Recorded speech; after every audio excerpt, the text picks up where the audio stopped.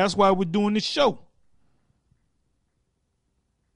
It says, how can two walk together except they be agreed? And you got guys that say that, like I said in the beginning of the show, the Old Testament Israelites out there, they can't say anything concerning the mark of the beast because that's in the New Testament. That's in the book of Revelation, which they don't believe in the book of Revelation. So, these are some of the controversies. Now let's deal with that word Gentile. Shit.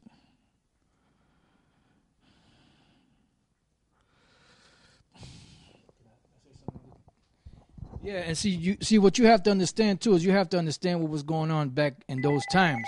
It's not like today. It's not like today. Today, you have the word Gentile, and you have the so-called scholars, the so-called white man that says the word Gentiles basically means people of the other nations. No, I mean there's certain times when it can mean people of the other nations, but the word Gentile comes from a Latin word gentilis, which basically means foreigner.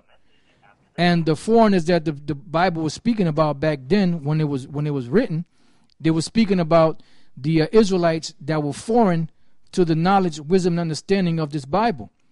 And one of the things that made them foreign, or the main thing that made them foreign to the scriptures, was what? Them worshiping idols. And that's what took place. They were worshiping idols. Therefore, by them worshiping those idols, they became Gentiles or foreigners or strangers. I got an example for you. This is the book of 1 Corinthians 12, 1 and 2. It says, now concerning spiritual gifts, brethren, now we know this is the Apostle Paul speaking, and he's speaking to a group of Israelites in Corinth, Greece, which were called the Corinthians. That's why the name of the letter was called a letter to the Corinthians, right? So when he says brethren, he's talking to the Israelites living in Corinth, Greece, because pursuant to Romans the 9th chapter, he clearly says that his brethren are Israelites. Apostle Paul said that. So reading on, it says, I would not have you ignorant, which means you just don't know. You know, who is he speaking to? The Israelites in Corinth, right? You know that ye were Gentiles. So what does he mean, you know that ye were Gentiles? Just like the apostle, just like the elder said. All right, they were following these different idols. They were following these different philosophies.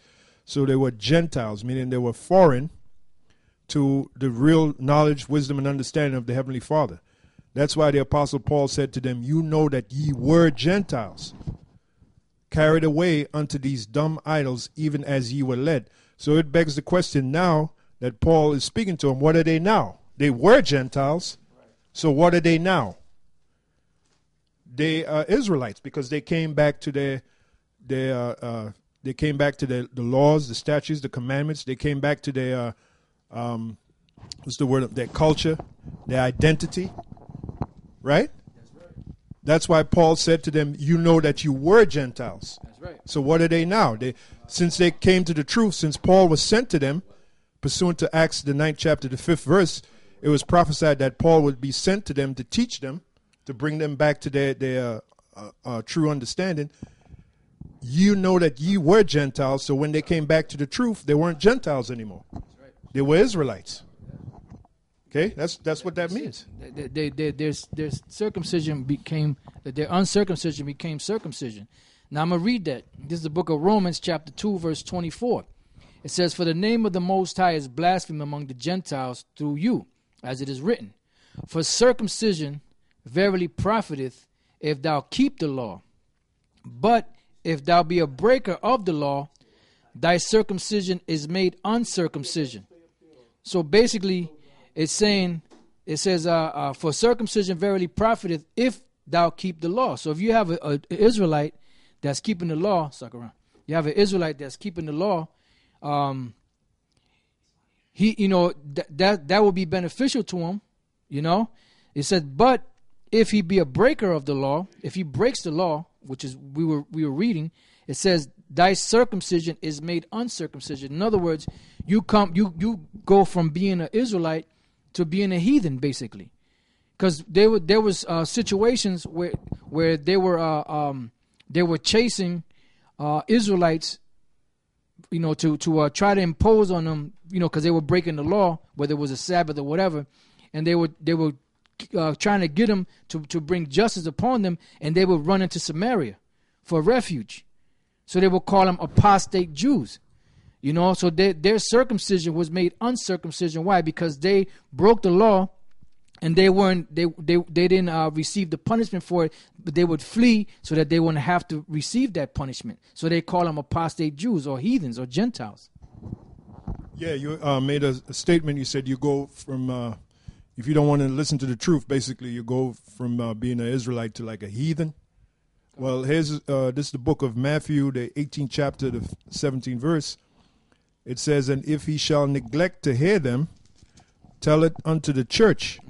But if he neglect to hear the church," which the church is what? The word church from the Greek ecclesia, which means to call out.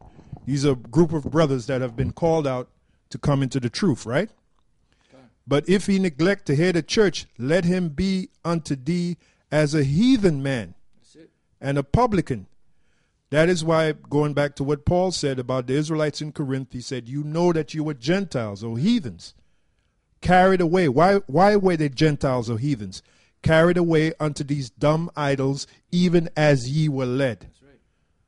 So when they came back to the truth, they were no longer Gentiles, they were no longer heathens, right. They were Israelites, right. Which the truth is only for the Israelites anyway. That's right. And going back to Romans 2, now this is the 26th verse, it says, "Therefore if the uncircumcision keep the righteousness of the law, shall not his uncircumcision be counted for circumcision?" So will he not go from being a Gentile to being an Israelite? Why? Because that's why when Paul was saying there's no difference between a Jew or the Gentile, there's no difference between the Jew or the Greek. Why did he say that? Because they were both Israelites. There was no difference in them except for the labels that they had upon them that was being given to them back then.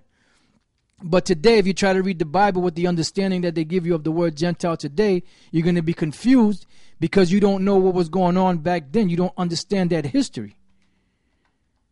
So that they basically just came back to the fold. It says here in Acts 11:1, "And the apostles and brothers," the apostles, this was Peter that had the encounter with Cornelius, and the rest of the apostles, which was James, John, James, the brother of Yahushua, Jude, the brother of Yahushua, and the rest of them, Andrew. Those are the apostles mentioned in the first verse of the 11th chapter of Acts. It says, "And the apostles and brethren that were in Judea heard that the Gentiles," keep in mind the word Gentiles, "had also received the word of the Most High, of God," it says verbatim. Now, when you go back to Acts, the 10th chapter, it was talking about Cornelius, right?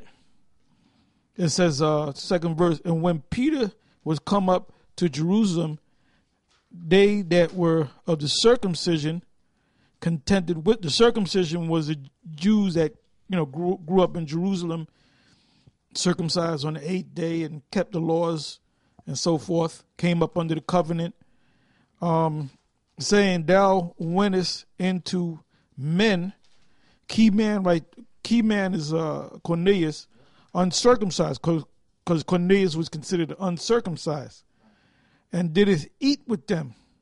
But Peter rehearsed the matter from the beginning and expounded it by order unto them, saying, "I was in Joppa." I'm going to jump down a little bit.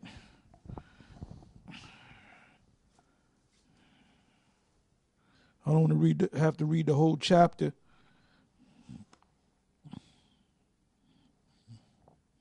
He mentions how the great sheet came down in the 5th verse, creeping things and all that.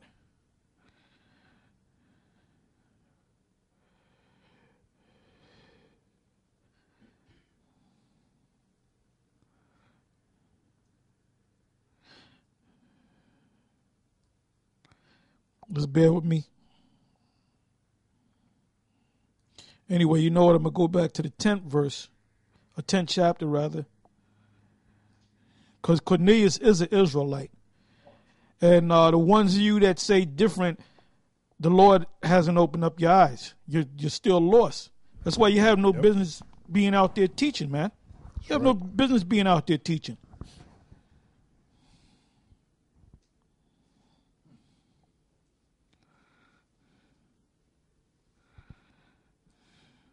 Yeah, that's why everybody hates GMS, but now everybody's beginning to hate anybody that stems from One West now. Yeah. All right? Yeah. But out of all the One West groups, GMS is hated.